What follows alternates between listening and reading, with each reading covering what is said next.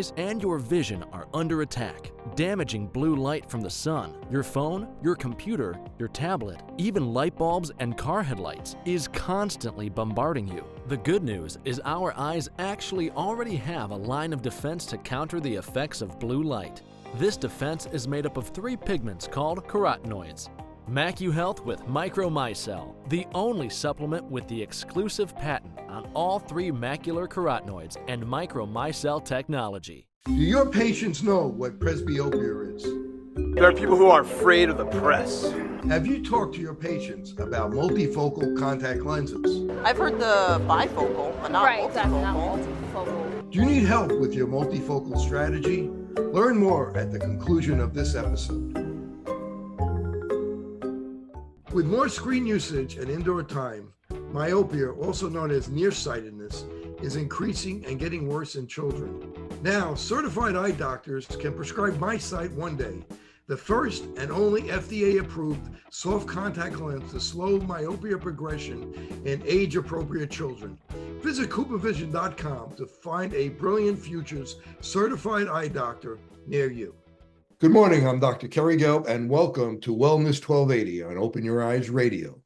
Please listen as I discuss the newest information in the world of health, nutrition, and sports every Saturday morning, 6 a.m. Central Time on AM 1280 The Patriot. Also, please share your thoughts by emailing me at drkerrygelb@gmail.com.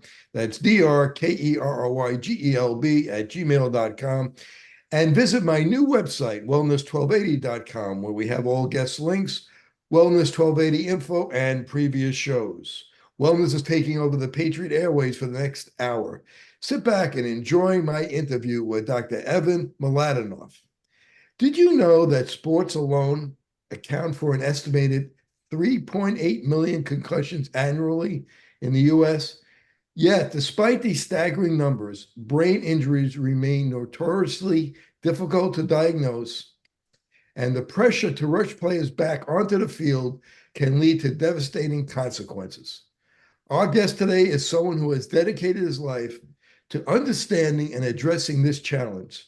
We're joined by Dr. Evan Mladenoff, a renowned concussion expert and Kansas City chiropractor.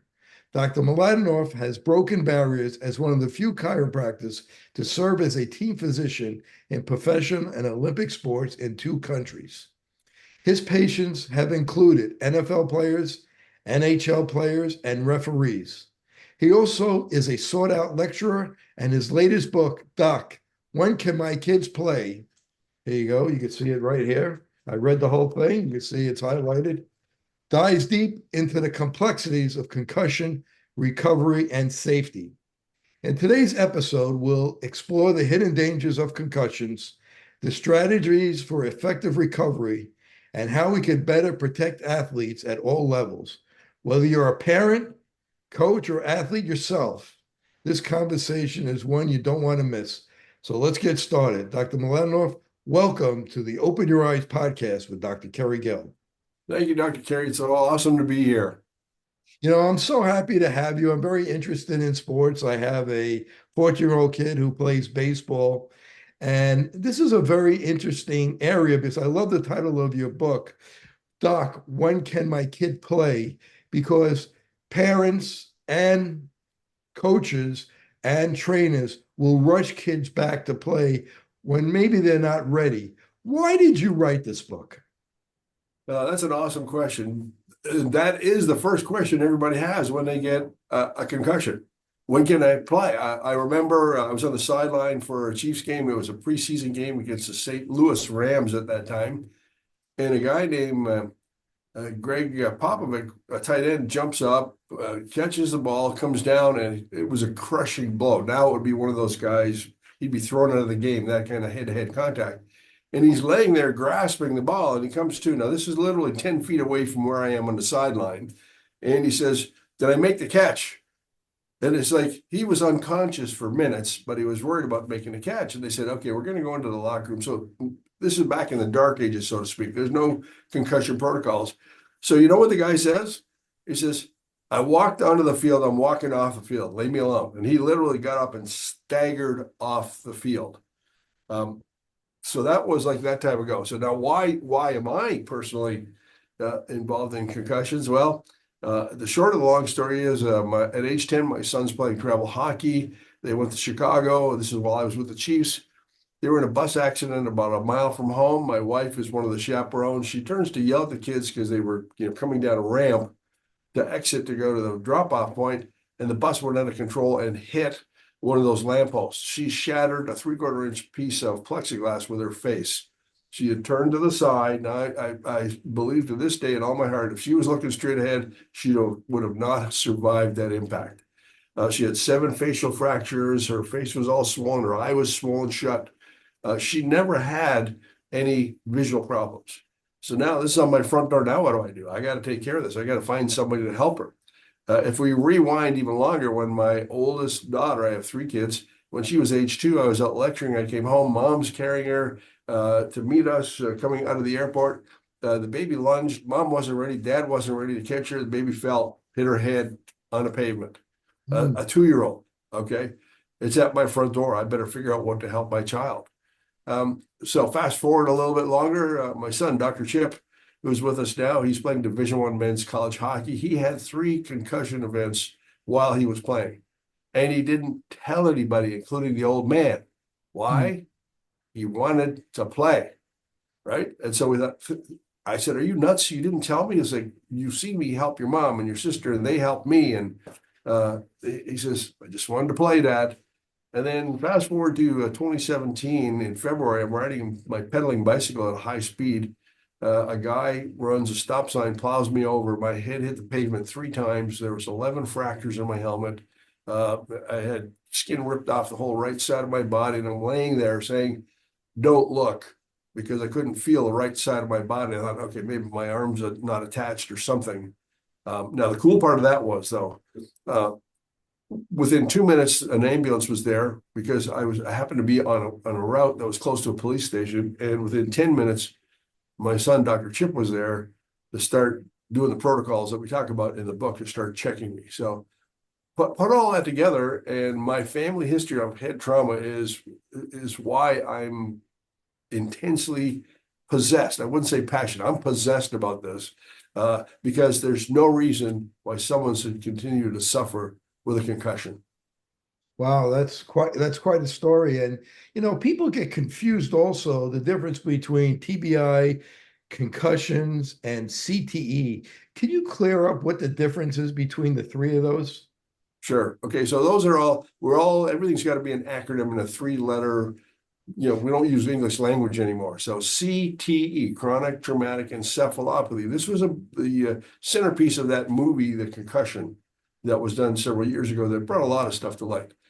So number 1, you can only diagnose CTE post-mortem. The patient is already dead. So if you hear this weekend with all the NFL games, oh, somebody got diagnosed with CTE and that's why he's not playing, or somebody from another, they're lying, they don't know what they're talking about. Patient is already dead.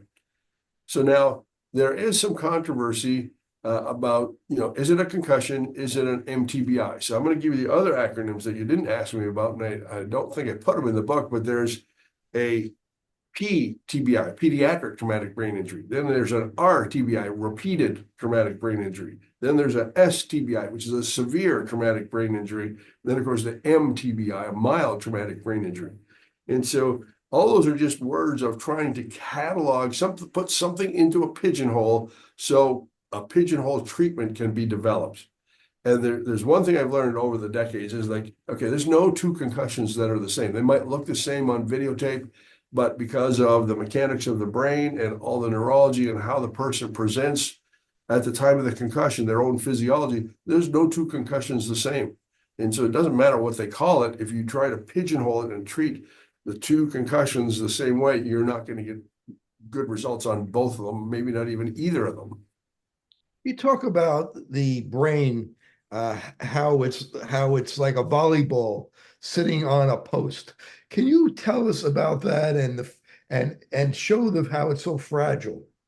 Sure. Yeah, I had to come up with a way to how to explain what was going on in the brain in English for patients to understand what was going on. So there's 2 analogies I use in the book. One is the brain's kind of like Jello, where it's pretty mobile and it's kind of wiggly and jiggly. Okay, then there's a layer of liquid around that. Okay, then there's a very thick, dense layer called the blood-brain barrier. It's like a trampoline. It's called the dura, and then that's attached to the bones of the head. So the brain is pretty mobile inside the skull. And once you get hit, the brain literally gets sloshed and twisted around inside your head, which is the mechanics of how concussion occurs. So now there are 5 things that happen in a concussion, 5 injuries, and you have to examine all 5 things. There can be a neck injury. There can be a pituitary stalk injury. There can be a neuroinflammatory cascade. There can be a metabolic cascade. And then I always forget the vestibular cascade. So you have to examine something in all 5 of those things. So the easiest way to describe that is your brain's like this volleyball sitting on a post. And the post anchors the volleyball, but the volleyball can move and rotate. And where the post meets the volleyball, that's where your neck stops and your vestibular system, your gyroscope, if you will, the gyroscope part of the brain. Hold that thought. We're up against the break. I'm speaking with Dr. Evan Mladenoff, the Mladenoff Kansas City Chiropractic Clinic. We'll be back in just a moment. But at the break, we were talking about the brain and the brain being jello and like a volleyball sitting on a post and how really fragile the brain is. So if you could talk to us just about how easy is it to get a concussion? How hard do you have to be hit to get a concussion? The miracle is how resilient our brain is. Yes, it's fragile in all the ways it works and how it's attached to the little pieces inside. But the truly remarkable thing is how little things can happen potentially with the amount of forces. There's a great YouTube clip. ESPN did that Sports Sciences Academy a few years ago, and they showed the amount of forces that happens when a head hits a head. It's about a 3-minute video clip. Your listeners and viewers, if they just go check that out, it'll give you all the forces that do that. But the brain still sloshes around, and some people get horrendous symptoms, and some people get minimal symptoms. And there's a lot of reasons of why that can happen. I want to talk about that. You said that about G-force. Football players, they can get hit 80 times with a 60 G-force. Boxers at a 60 G-force. But the space shuttle was about a 3 G-force. How were they getting taking all this trauma, and how much of that G-force will it take to eventually get a concussion? And like you said before, the brain is a miracle that it could sustain all that type of trauma. But being punched like that from a boxer or being hit in a football game, I visited Daniel Amen's clinic a number of years ago, and he does these SPECT scans that we'll talk about later. And he said that probably every single football player, everyone he examined, had some kind of brain problem, had brain trauma, had brain damage when looking at these SPECT scans. So talk about these G-forces between a football player and a boxer, and even mixed martial arts. Which is the most dangerous? One of the greatest things is we look at boxing, like I talked about in the very first chapter in the book. And the reason why that's important is the name of the game in boxing is to hit the other guy's head as hard as you can, as many times as you can. And knock him out, right? And so I referenced one article that was published in the Journal of the American Medical Association in 1928. And it followed 23 boxers. And the conclusion was he was punch drunk. He was in a stupor. He couldn't talk, all these kind of things. And then there's another statistic I put in there, which is one of the best kept secrets in sports. And that is boxers die in the ring every year from getting hit in the head. And so this goes back to those 5 things that I talked about that must be examined. Okay, so Dr. Amen does those SPECT scans. Well, if you don't check anything for neuroinflammation within the first couple of days of getting a concussion, that neuroinflammation can stay there and can fester in your brain, and it will then continue to cause problems that eventually cause something called apoptosis. Now, that's a fancy Greek word that means death by DNA. So in our genetic code, if something happens and a cell starts to deteriorate, the DNA code kicks in and says, okay, this is good, not good, I better get rid of this thing. Kind of like, unless it's an evergreen tree, like we got a big oak tree in front of the house, right? Well, in the springtime, the leaves come up and everything, and it looks beautiful, shade on the house. But in the fall, the leaves start to change color, and then they literally die and drop off. Okay, so it's that kind of reaction we're talking to. So if that neuroinflammation stays around in the brain for years and decades, brain cells are eventually going to die, and you may not feel a thing. The only thing you may feel is you may feel a little balance off, you may get a little headache once in a while, or what typically happens is you'll forget things like where you put your keys, or you forget your, one of your kids' names, or, and we tend to blow off those things, right?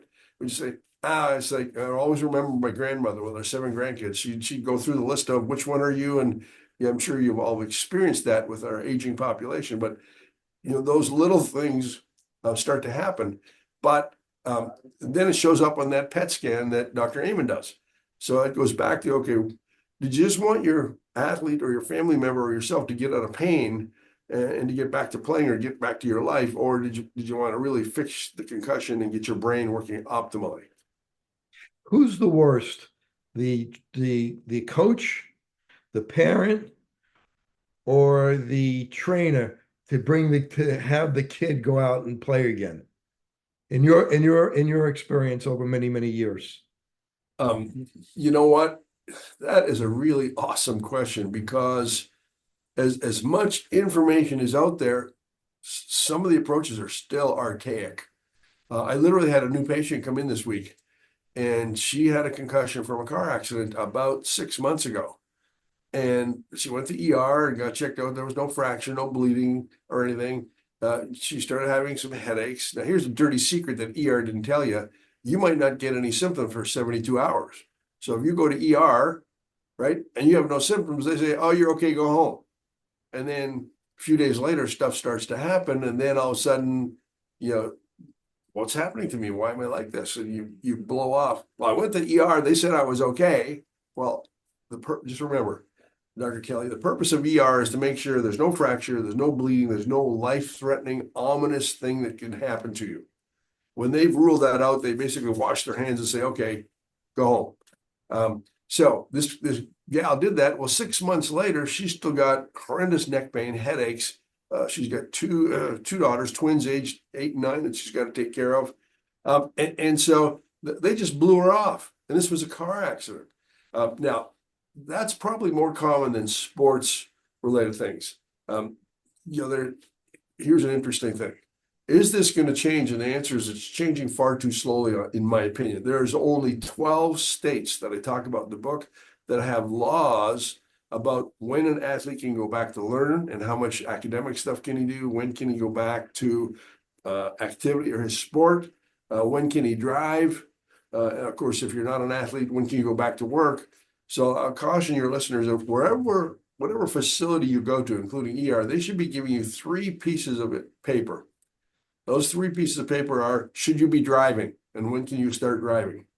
Number 2, how much intellectual activity, or what they call return to learn, can a kid do, or can a college athlete do? And then number 3, how much physical activity, return to participation or return to play. So if you're not getting those 3 pieces, those 3 documents in writing from the facility you go to have your concussion taken care of, you need to find someplace else. I remember in your book, you said 38% of the people that have a concussion don't want to drive for a while. They feel very uncomfortable driving. And I want to get back to another point that I read a statistic that 85% of concussions or TBIs go undiagnosed. And that seems to be a real problem. Why do you think that is? Yes, you're correct. And the reason is they go to ER, they don't really have any symptoms, and the symptoms don't really start for a few days or even a week later. Here is some of the other statistics. If you do have neck pain when you go to ER, and this is just a day or 2 after the accident, not a year after the accident, then it's going to take you at least 3 to 6 months to get better. If you have a headache at ER it's going to take you 6 months to a year to get better. So part of the problem is that symptoms do not happen right away because your brain and your body could be in shock, and they're basically in protect mode. And so then people will blow it off and say, oh, it had nothing to do with my head. I didn't have any symptoms for a week. I was good. I went to ER. They said I was good. Right. So here's the big question I have for you, Dr. Kelly. What do they do in that blue tent on the sideline at college and NFL games? And the answer is I can tell you what they're not doing. Are we on video? Will patients be able to? People Yeah, we're on video. We're on video. Okay. All right. So one of the first tests that the literature says, and here's the problem: the literature has all these wonderful things that we know about, but they don't reach the field doctor's office for 15 to 20 years down the road. And because it's done in the laboratory. But the first test that should be done, and this is what they should be doing in that tent, is it's called convergence insufficiency. Simply, can your eyes come together and stay there for 30 seconds? So if you've had a concussion and you got a family member there, I want you to take your finger, and so you're going to do this to the person who had the concussion, right? Bring your finger slowly till you're about 6 inches away from the tip of their nose, and watch their eyes. Can their eyes come together and stay focused? And can they stay there for 15 seconds? So that's perfect. Okay, so the next thing is, okay, if they come in and then one drifts away, all right, then that's a problem. Okay, and we'll have some people like this young lady that came in, we were talking about with the car accident, and they blew her off. When I asked her to do that, she would do this, and her I think it was her right eye, but one eye literally didn't move. She could not make the one eye do this. Right. So that's a simple test, and it tells us lots of things. And that's where the skill of the practitioner comes in. So I'm going to give you the short of this, Dr. Kelly. And that is, you have 2 eyeballs. Each eyeball has 6 muscles. Each of those 6 muscles has 3 nerve supplies. And each of those 3 nerve supplies has 5 different parts of the brain it comes from. That's 96 neurological connections. You've got to make sure all those are working properly so they can do this.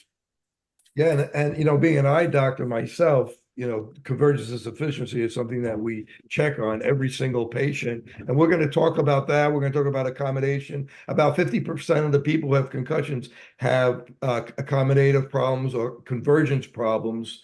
And because about a little bit over 50% of the brain is dedicated to vision. So we're up against the break. This is Dr. Kerry Gill for Open Your Eyes Radio. We'll be back with Dr. Mladenoff after the break. More on concussions.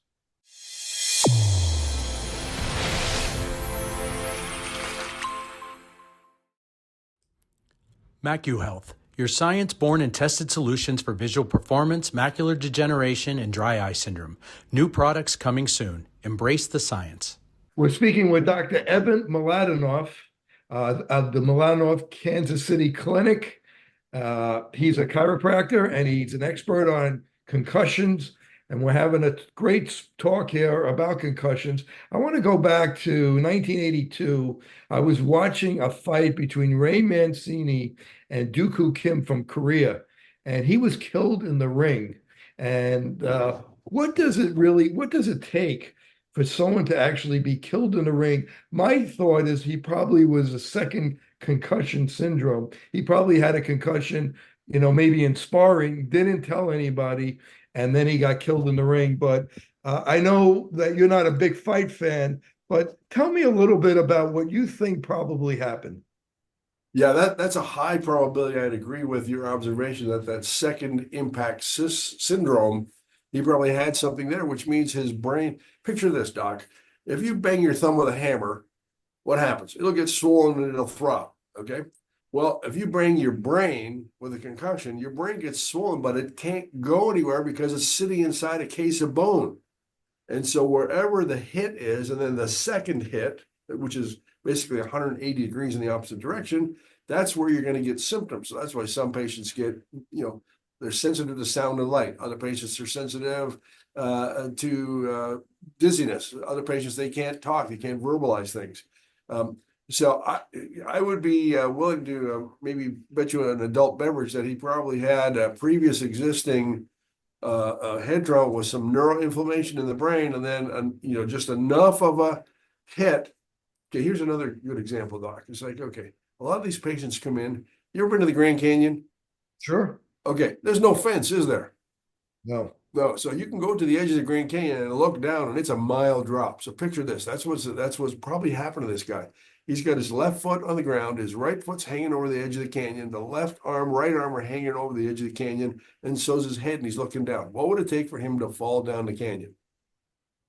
A gust of wind, somebody calling his name, passing gas from either end of his body. If he sneezes, or he's going over. So if he was like that going into the match, it wouldn't take much head trauma to throw him off the end of the cliff. And then you could get tearing of arteries, you could get tearing of nerves, then you could get, if there was any fracture, you get external bleeding away from the brain into the cavity between the brain and that hard trampoline area, which is not very big, but it's like, okay, there's not supposed to be anything but a pure fluid in there, and anything else gets in there, it can be life-threatening. Yeah, I mean, that's why it's so important for kids that may have had a concussion not to push them out there. Let's talk about kids a little bit. And I want to ask you about a Muhammad Ali story in a minute, but let's talk about kids under 12 and over 12. How do you know when you could put a kid out there to start playing sports again? Let's start with the under 12 kid, which is much more vulnerable and, that may have more of a problem. Okay, so let's go back to that little test, that ocular convergence. Can their eyes come together, right? There's another great test. It's an app that's about $5 called the OKN strips, or optokinetic strips. And these are white and red stripes that you can make them go from right to left, left to right, up and down, and change direction. So you have the person watch those, and normal is your eyes should twitch together when you do that, right? Well, if they don't twitch together, if one twitches the wrong way, that's not good, right? But they might twitch normally, but they may, excuse me, like this gal we had, her eyes were twitching normally, but she started getting nauseous and dizzy. She says, "Oh, can we stop that?" And it's like, okay. And so to me, what tells me is, okay, she's close to the edge of the cliff. If that little bit of activation of her eyes drove the brain too hard. So we do a 1 hour free seminar, doc, where we try to teach patients and the public how to start checking themselves. These are simple little tests, right? And then they can help them go find somebody that'll help them. So some of the weirdest, strangest things, a 9-year-old girl playing in the playground, the monkey bars that looks like an igloo. She was playing on those, slipped, fell backwards, hit her head on the peat moss, and she was unconscious for at least a minute before a teacher got there. A year later, she's still having problems.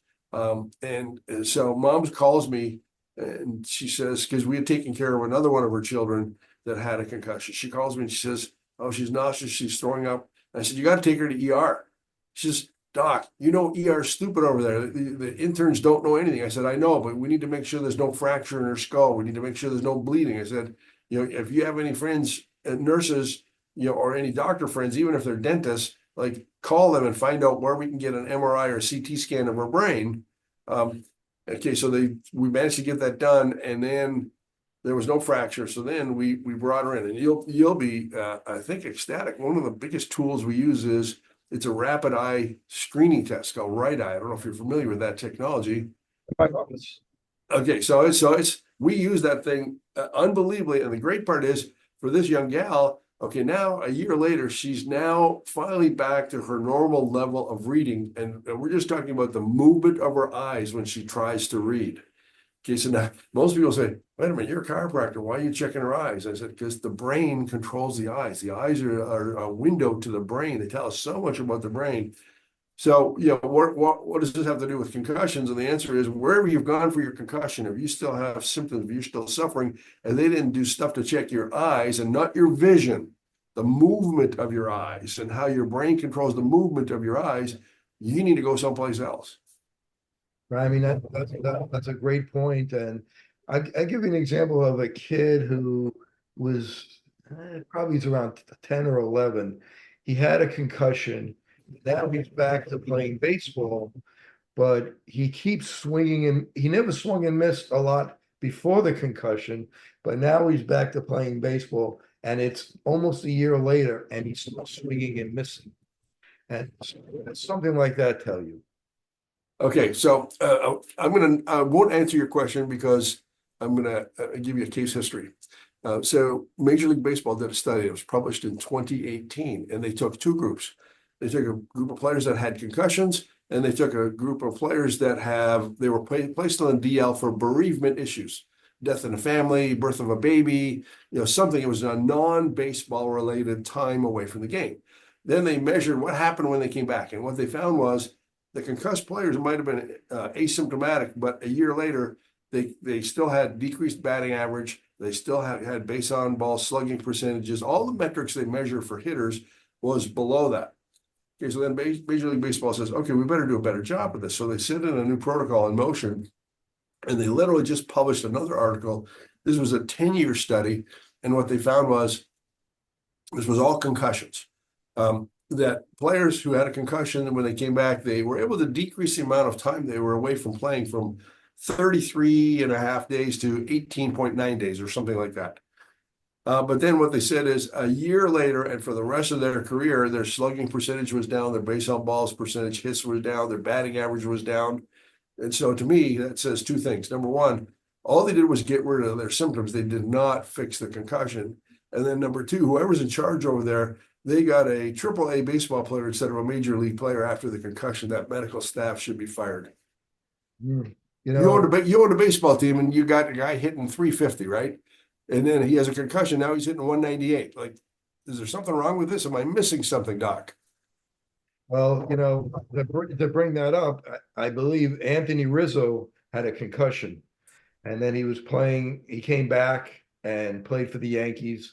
And I'll tell you, the only kind of hits he was getting were bloop hits and very soft hits. He wasn't hitting for power. He was hitting for a low average. He was having trouble in the field. You could see his reaction time was definitely decreased. Yeah, he's never the same. And he just didn't seem to be the same player. And I suspect, I don't know, I didn't examine him, but I suspect it's probably because he had a little bit of a post-concussion syndrome, and it never really was the same. Okay, but Doc, he was symptom-free. That's all they care about. He had no symptoms. But he was less than a AAA player after that hit. Yeah. How many millions were they paying the guy? Well, probably not as much as they pay them now, but you get the point. Sure. And they put the guy back out there, and I'm sure he wants to play. And at one time, he was one of the best players in baseball. Yeah. And you could see he wasn't himself. At least Yeah. I could, as a fan, but looking at it with maybe a closer eye. So actually, a little bit about SIS, or second impact syndrome.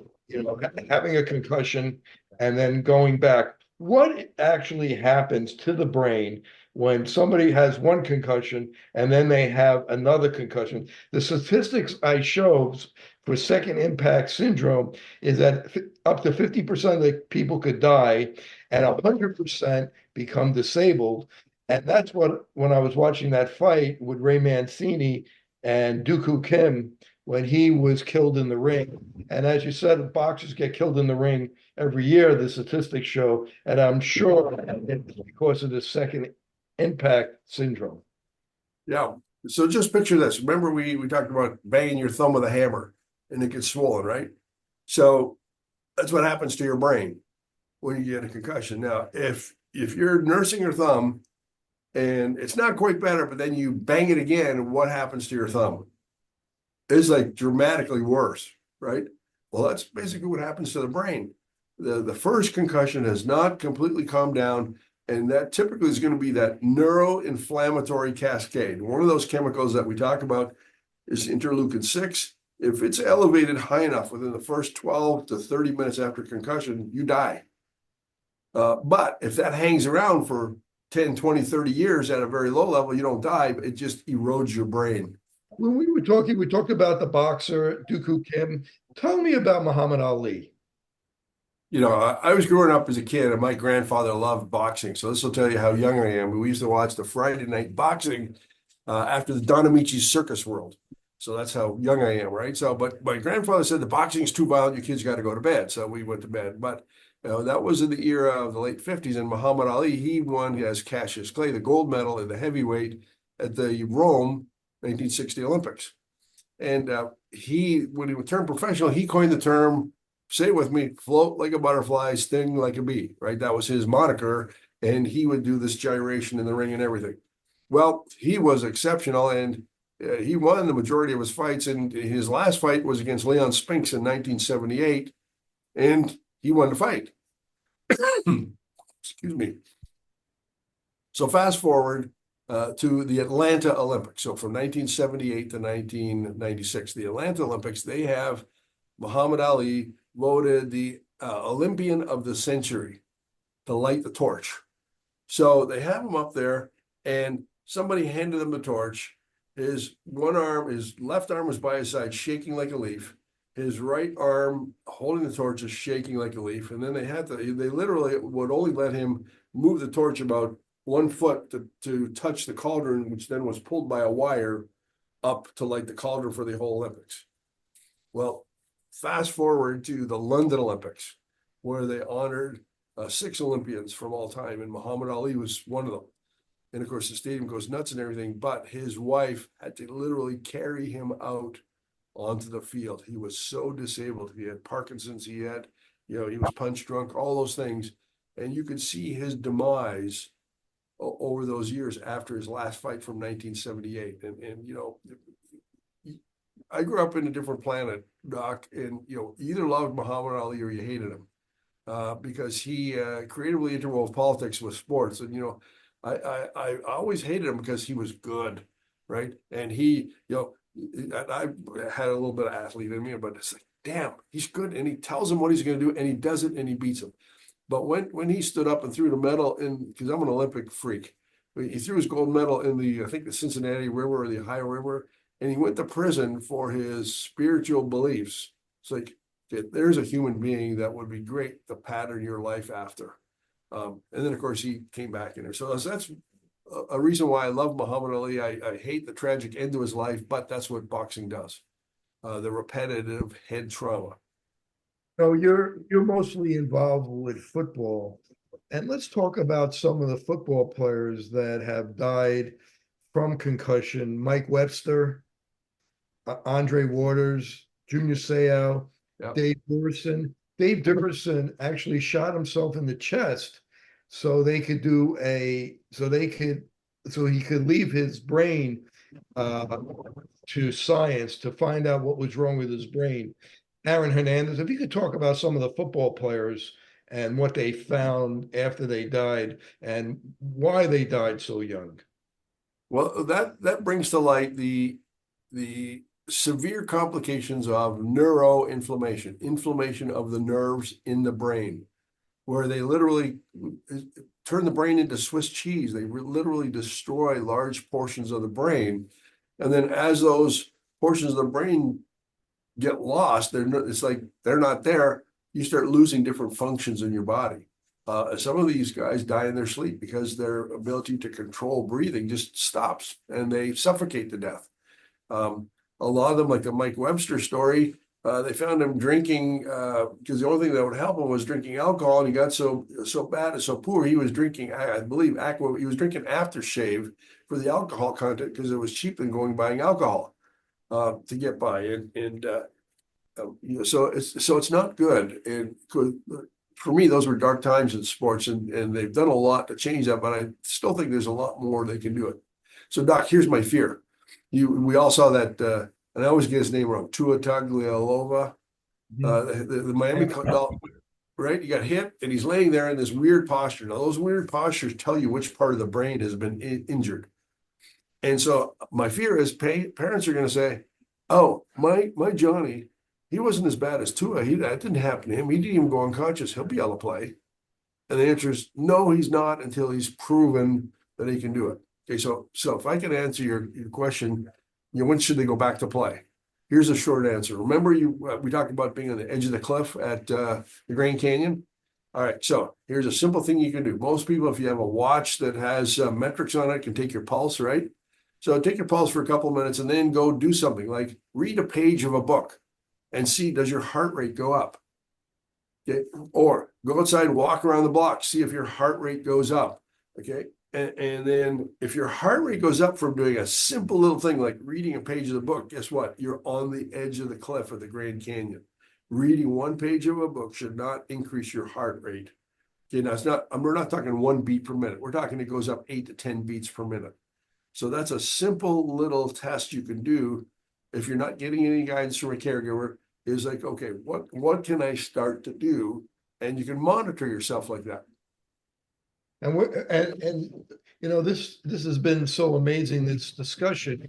We're going to have you come back for another hour, and we're going to talk about things that we can do, whether it's supplements, certain types of eye exercises, things that could be done in rehab. But the average person that comes back with a question, what is it, like 28, 29 days is what the average is? Okay, so it depends on who you read, right? So the average, according to the NFL, is 7 to 10 days. Now, who came up with this idea? That's what I want to know. Because if you go to the NFL's website, they only list 5 criteria for recovery. Well, if you meet each one of those criteria every 24 hours, you can play in 6 days, not in 7 days, right? But they don't talk about function. They just talk about symptoms. They only talk about symptoms. You don't have these symptoms, then you can play.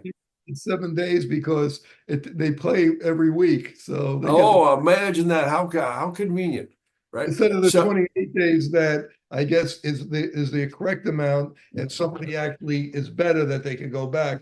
Correct. I believe what's recommended, what you mentioned in your book. Yeah. So statistically across all sports, it's about 29.4 days. Whether it's the United States Air Force Academy, whether it's the Professional Rugby Union in Australia, just about every sport, it's about 20. So every couple of years, they have this international symposium. It's called the International Sports Concussion Symposium. They just did one that was actually on my birthday in 2022. Well, they just published the results, and they talk about, okay, when can someone go back to play? What are the criteria? And they always slip in at the end, well, these guidelines are important, but it may only take 7 to 10 days. Well, what was the point of having your international symposium if you still say 7 to 10 days and you ignore all the literature out there? So with the CTE, when they look at the brains, they're finding tau. What else are they finding in the brain? What other kinds of scar tissue? Oh yeah, scar tissue, tissue missing. There'll be portions of the brain missing. It's like if you look at some of these things, there was a great Time magazine article, and if you just search Time magazine 101 concussions, they did an autopsy on 101 NFL players, and they showed a picture of the brain on the front cover of the magazine, and you can click on any one of those brains and you'll get the athlete's story. But if you just stand back and look at them, all of them got black marks on them somewhere in the brain. And that's where scarring has happened, where brain has been eroded or rotted away because of all the neuroinflammation that's happened in there. So you're sitting on the sideline, you're at a football game, and you're one of the staff, and you're responsible or partly responsible for telling whether this professional football player could go in and play. What does that feel like, having that kind of responsibility? Well, first of all, I don't want that anymore.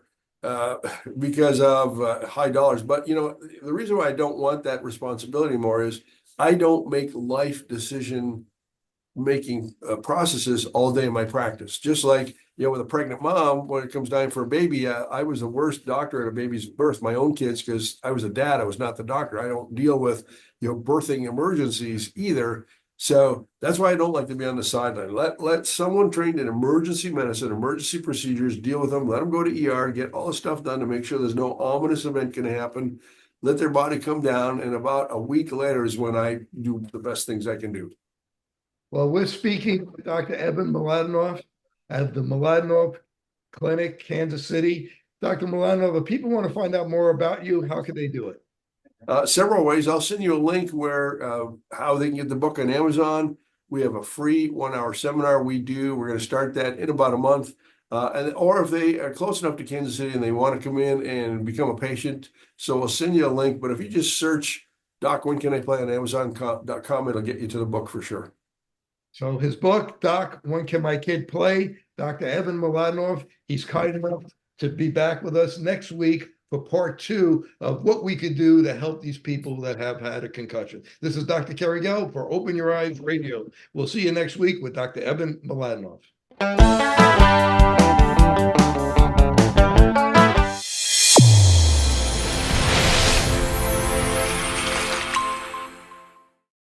Your eyes and your vision are under attack. Damaging blue light from the sun, your phone, your computer, your tablet, even light bulbs and car headlights is constantly bombarding you. The good news is our eyes actually already have a line of defense to counter the effects of blue light.